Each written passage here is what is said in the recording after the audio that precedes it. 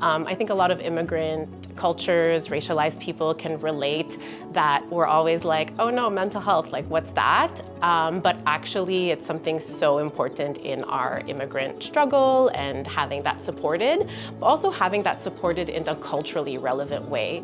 Chez les peuples autochtones, on a vraiment des valeurs d'inclusion. On acceptait justement les personnes, les esprits étaient acceptés. Fait que je pense que c'est vraiment inspirant de se réapproprier ces connaissances-là, puis de les partager avec les jeunes, justement, qui sont en réappropriation identitaire aujourd'hui. When we run workshops, especially in Indigenous communities, the rooms often start quiet. Kids look down. They don't want to share. They think their stories don't matter. But over days and weeks, they start writing. They start laughing. They start opening up. Alrighty, so Centre Kapwa is a nonprofit organization serving the mental health and well-being of Filipino youth and their families. And we do this through programming based on art, movement, and conversations. The North Initiative helped us put together a community conference called Kapwa Rising. And essentially, it was a conference that we put together in response to a need for community support in the rise of anti-Asian racism during the COVID-19 pandemic, where essentially anti-Asian racism had skyrocketed and we just didn't see any particular support that had a culturally relevant lens on how to specifically support Filipino Canadians. I think we're all aware that no culture, no ethnicity is a monolith. The Philippines is 7,000 islands, we speak 200 languages, and it's really, really different culturally from north to south.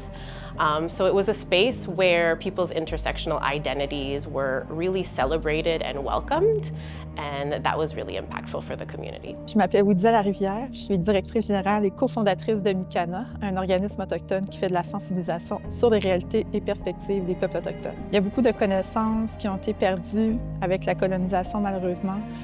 Et heureusement, on a encore des aînés, des porteurs de connaissances qui nous aident à se les réapproprier. Le fonds a été utilisé pour une activité sur le territoire pour des jeunes autochtones, membres de la communauté Deux Esprits, LGBTQIAA+. C'est une activité qui permettait de rassembler ces jeunes puis qu'ils puissent valoriser leur identité.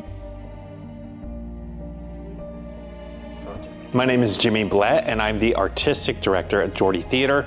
Our project is to bring the True Play Tour to Northern Indigenous communities. When Geordie visits a school, we bring stories that look like the communities we serve. We bring actors who look like the kids in the audience. We bring professional actors and artists who show them what their own stories could become.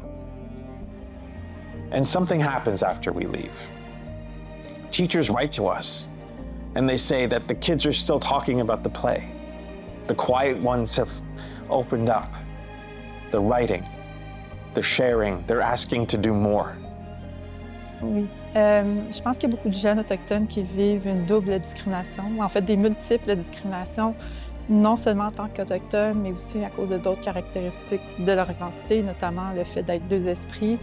Puis je pense que c'est vraiment important de connaître justement la complexité de ces identités, puis de briser en fait les préjugés qui ont été, la méconnaissance qui existe autant sur les peuples autochtones que sur les jeunes autochtones Deux Esprits. Today's conversation is important because it makes visible the invisible. Filipinos are often a community that works in the shadows, but we've been in Canada for a long time. Because when a child feels seen, the world opens, the air shifts, and suddenly the story has a chance to heal. And a child can start chasing their own story.